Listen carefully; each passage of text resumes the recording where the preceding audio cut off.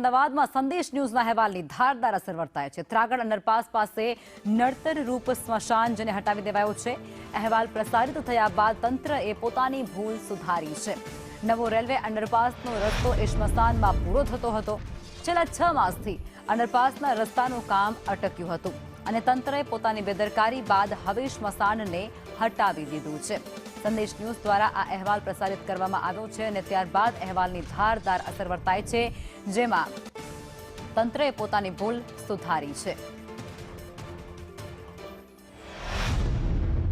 અમદાવાદના ત્રાગડમાં તંત્રની બેદરકારી એક સામે આવી હતી કે સીધો જ આ અંડરપાસ જે નીકળે છે તે સીધો સ્મશાને અટકતો હતો।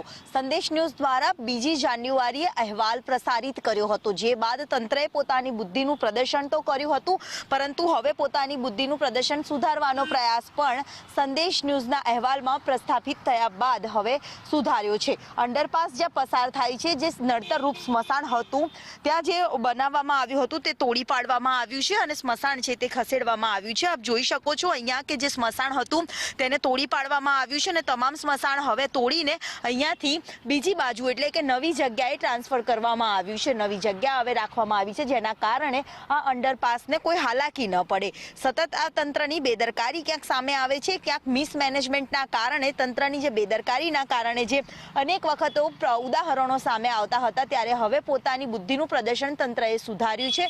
અંડરપાસ છે તેને હવે નડતરરૂપ સ્મશાન હતું તે હટાવવાનો પ્રયાસ છે, તેની કામગીરી છે તે ચાલી રહી છે। સાથે જ બ્રિજની જે ડિઝાઇન નક્કી કરવામાં આવી હતી તે ડિઝાઇન પણ હવે તેમાં ફેરફાર છે તે કરવામાં આવી રહ્યું છે। કેમેરામેન મનીષ વાણિયા સાથે દિવ્યા ચૌહાણ, સંદેશ ન્યૂઝ, અમદાવાદ।